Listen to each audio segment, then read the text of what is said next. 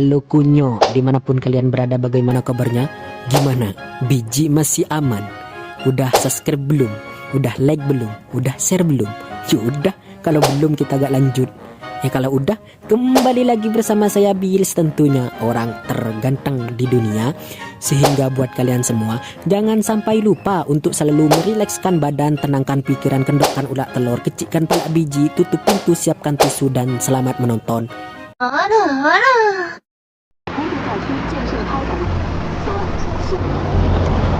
Berlatar di sebuah pabrik sampah, terlihat beberapa preman yang sedang mengamuk, di mana pabrik ini dimiliki oleh seorang yang bernama Tono.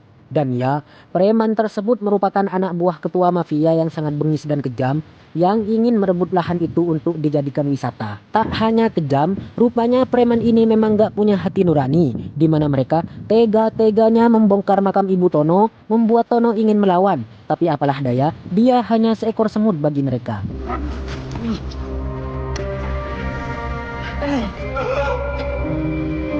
Kemudian, kisah berfokus pada seorang kapten polisi, panggil saja Kapten Lee, di mana dia merupakan seorang polisi yang hebat, berintegritas, jujur, disiplin, peduli pada masyarakat, gak mau disobok, berani, tegas, dan yang pastinya perutnya tidak buncit. Di sana, Lee dan juniornya sedang melakukan misi penangkapan kerbau, maksudnya penjahat dengan badan besar, di mana Lee dengan santainya duduk di depan si penjahat, kemudian menuangkan seluruh sambal ke mangkoknya.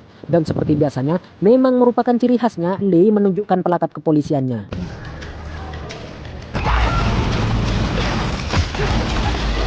Ya, tak bisa dihindari, mereka pun adu gelut, dimana kalau dilihat secara fisik, Lee kelihatan seperti semut di depan kerbau. Namun nyatanya, Lee menguasai seni bela diri jarak dekat.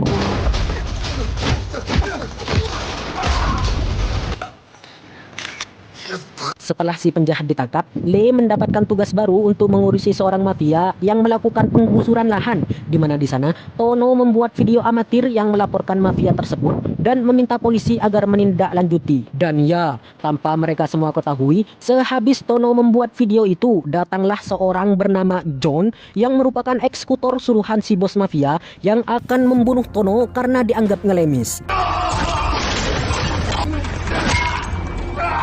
Dan ya, menggunakan linggis bengkok kesukaannya, dia membabi buta, menyerang Tono, entah bagaimana keadaan Tono ke depannya.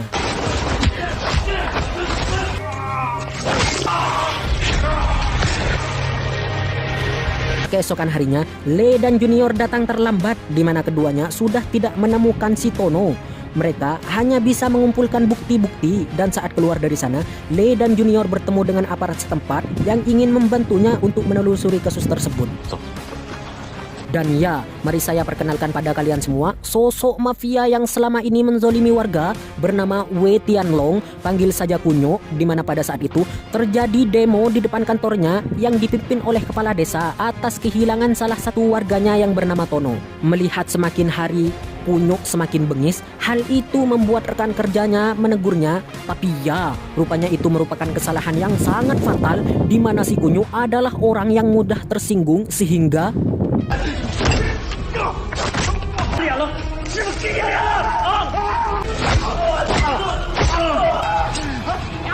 sehabis menganiaya rekannya, Kunyo menemui para pendemo. Alih-alih bersikap sopan dan penuh pencitraan, dia malah memarahi mereka dan bilang tidak ada hubungannya dengan kasus si Tono. Dibantu Pak Kades, adik Tono pun yang bernama Guan kembali menanyakan keberadaan si Tono. Namun sekali lagi, si Kunyo acuh tak acuh dan enggan menjawab, kemudian pergi meninggalkannya. Sehabis itu, datanglah Lee ke kantor Pak Kades untuk menanyakan mengenai apa yang terjadi, tapi bukannya memberi jawaban yang jelas dan terperinci, Pak Kades malah sibuk melinting tembakau yang merupakan udut kesukaannya, yang kemungkinan beliau takut untuk menyebutnya masih Kunyo karena takut bernasib seperti warganya yang lain. Tak lama, datanglah seorang yang membawa kabar bahwa telah ditemukan tubuh-tubuh di pinggir sungai yang merupakan korban dari eksekutor Kunyo, yaitu John, sehingga membuat Lee semakin penasaran siapa dalang di balik ini semua.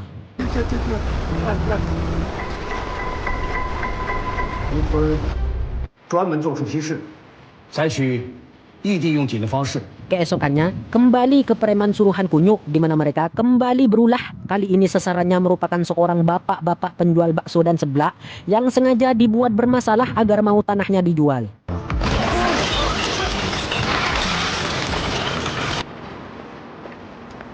Kemudian datang Le yang menanyakan ciri-ciri orang yang melakukannya. Tapi sayangnya, sama dengan Pak Kades, bapak itu ketakutan untuk memberitahunya.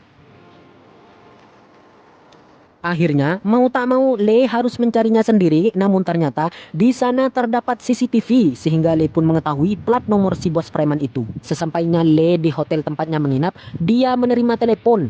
Dan ya, itu merupakan dari si bos mafia atau si Kunyuk, yang mana si Kunyuk langsung to the point ingin menyuap Le, yang mana uang yang digunakan untuk menyuap tidak main-main, di mana di sana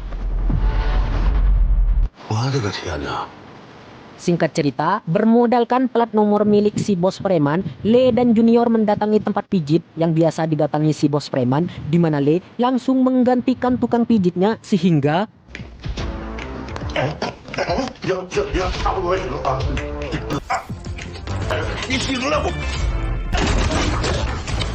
seperti biasanya, Le kembali memperlihatkan lencana kepolisiannya, di mana si bos yang tidak tahu Le polisi seperti apa mencoba kabur, tapi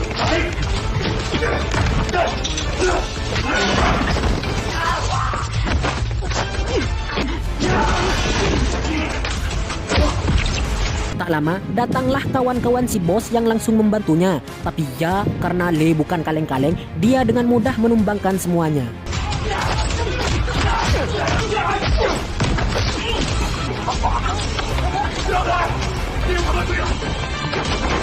Ya, akhirnya si bos berhasil ditangkap, di mana Le langsung menyita HP-nya dan menemukan lokasi baru, yaitu lokasi hiburan yang akan didatanginya, kemungkinan akan mendapatkan informasi lebih lanjut.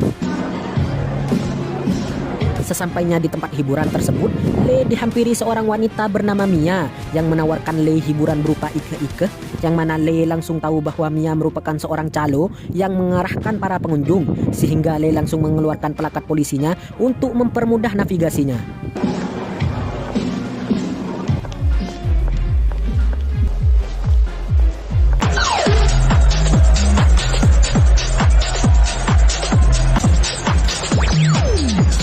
Kemudian Le menemui pemilik tempat itu, yaitu Lin Lin, di mana Le menanyakan tentang si Kunyuk, yang kemudian dijawab bahwa ia tidak mengenal dan mengetahui si Kunyuk.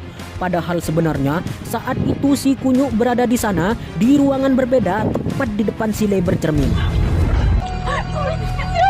Keesokannya, tak ingin membuang-buang waktu, Le langsung mendatangi kantor si Kunyuk. Mengetahui Le akan ke sana, si Kunyuk pun telah menyiapkan makanan enak seperti tahu tempe ada, ikan asin ada, daun kelor ada, sate madura ada, ikan kendui ada, ikan kaki seribu pun ada. Semuanya ada, yang sedikit pun tidak membuat Kapten Le tertarik.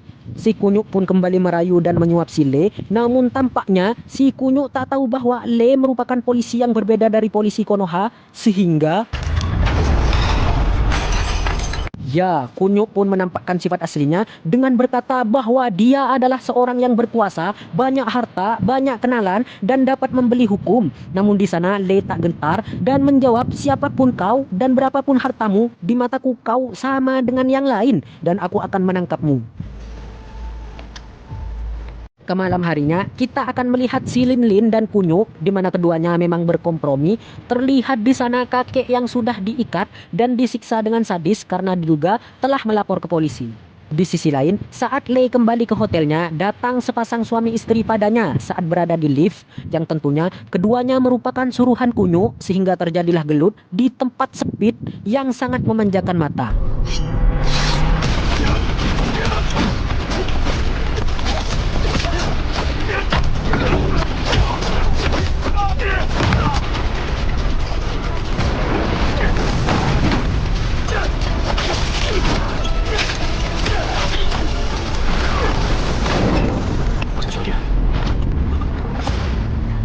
Karena hanya luka kecil yang diperoleh, Le keesokannya dia menjenguk si kakek dan menyimpulkan bahwa dalang dibalik semuanya adalah si Kunyuk, tapi karena gak punya bukti, maka akan sulit menangkapnya. Kembali ke Guan, adik Mang Tono, ia terlihat meminta bantuan kepada Mia untuk mempertemukannya dengan si Kunyuk yang karena mereka saling kenal dan pernah belajar di sekolah yang sama, Mia akhirnya menyetujuinya.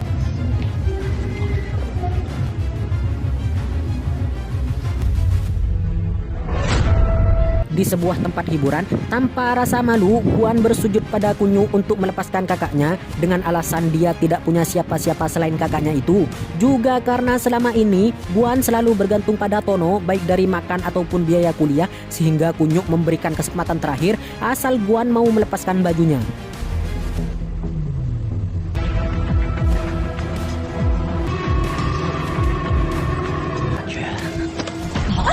Ya, ternyata tujuan Guan datang ke sana hanya untuk merekam pengakuan Kunyuk untuk dikasih ke polisi, di mana hal itu langsung ditemu Kunyuk, sehingga celakalah Guan karena harus berada di kandang macan, di mana Kunyuk langsung membunuhnya dan membuangnya ke sungai.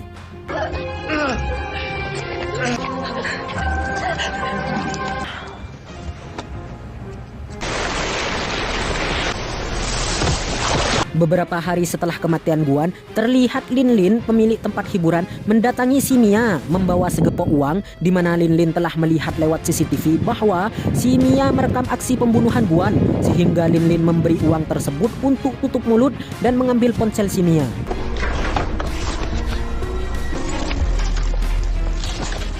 Di sisi lain, terlihat ibu si Kunyuk dan si Kunyuk menziarahi makam bapaknya, di mana di sana juga ada John, tangan kanannya Kunyuk, yang ternyata juga merupakan anak angkat bapaknya Kunyuk, sehingga tidak heran si John sikapnya sangat loyal pada si Kunyuk. Dan ya, di sini juga terkuak alasan si Kunyuk begitu kejam bukan hanya karena masalah lahan, melainkan ada alasan yang lebih masuk akal, yaitu bahwa ayahnya mati gegara diracun oleh salah satu warga di sana, dan sampai sekarang pelakunya belum ditemukan, sehingga si Kunyuk malah menyiksa warga-warga desa untuk membalaskan dendam sang ayahnya itu.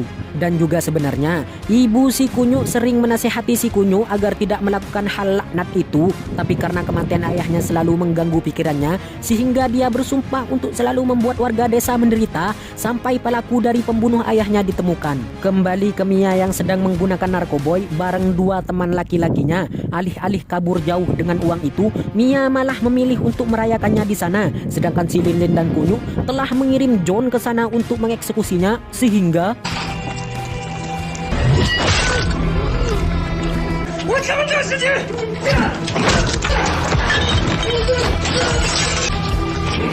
kembali ke sebuah gudang, di mana di sana tampak Bang Tono yang ternyata masih hidup lagi diikat oleh seseorang. Tebak siapa? Bukan Kunyuk ataupun Lin Lin, melainkan dia adalah Pak Kepala Desa, di mana dia mengaku sengaja melakukannya agar Tono selamat dari si Kunyuk. Saat Tono bertanya tentang kabar adiknya Guan, si Pak Kades menjawab bahwa semuanya baik-baik saja, padahal Guan ditemukan mati sehabis disiksa oleh Kunyuk. Dan ya, semakin hari semakin ramai warga yang meminta polisi untuk menangkap si Kunyuk, tapi karena masih gak ada bukti yang jelas, Le dan kawan-kawan gak bisa menangkapnya, sehingga si Kunyuk tambah merasa di atas angin, sehingga dia lebih leluasa menyiksa warga dan menyuruhnya tutup mulut, yang akhirnya membuat para warga semakin menderita.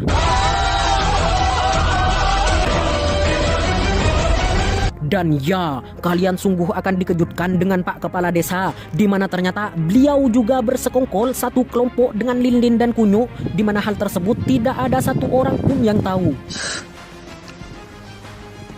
Di sisi lain, melihat John sangat ingin tahu banyak hal tentang persekongkolan ini, membuat Lin Lin dan Pak Kades khawatir nantinya jika John tertangkap dan tidak ada pilihan lain selain harus memberitahu siapa saja dalangnya.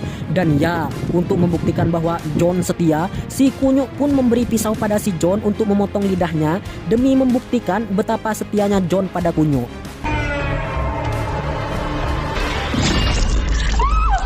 Keesokannya, Le mendatangi Lin Lin untuk menanyakan tentang kematian Mia, di mana tanpa sengaja Le melihat Lin Lin udut bekas si Pak Kades, tapi Le tidak menanyakan itu dan langsung dibawa Lin Lin ke tempat berganti baju, dan tiba-tiba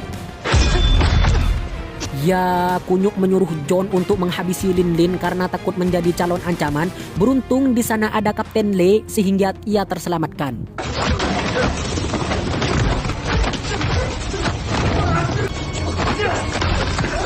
Akhirnya mereka terlibat kejar-kejaran sampai ke atap gedung, di mana John akhirnya menemukan lawan yang sepadan karena selama ini tidak ada lawan yang memuaskan hasrat bertarungnya.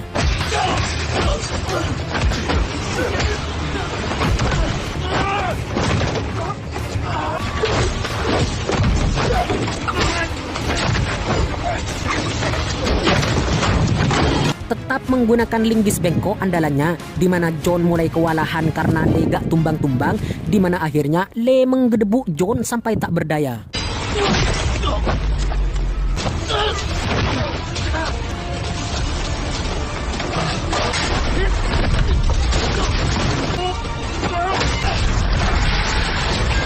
Karena percobaan pembunuhan yang dilakukan John membuat si Kunyu ikut terlibat di dalamnya sehingga polisi bisa resmi menangkapnya. Sedangkan si Kunyu terlihat menelpon seseorang yang punya jabatan cukup tinggi, yaitu Bapak Wakil Gubernur, yang ternyata merupakan ayah Lin Lin dan sering menerima suap dari si Kunyu.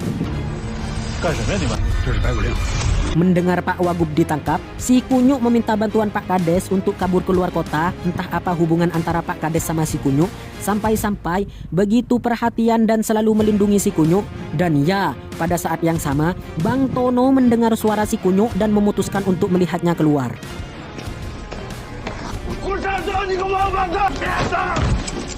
Dan ya, Bang Tono langsung menyerang Pak Kades setelah mengetahui pengkhianatannya. Tapi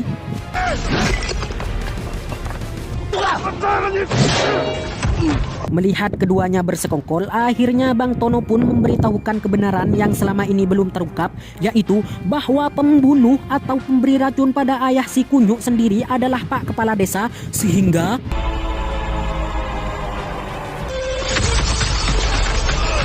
ya, si Kunyu langsung membunuhnya. Dan ternyata orang yang dicari-cari selama ini adalah orang terdekatnya sendiri.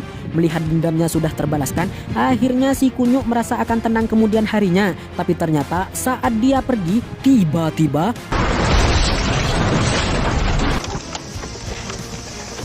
ya, Lee harus menepati janjinya untuk menangkap si Kunyu. Dan walaupun Kunyu bukanlah seorang petarung, dia sangat gigih berusaha melawan Kapten Lee sehingga pertarungan jadi menegangkan.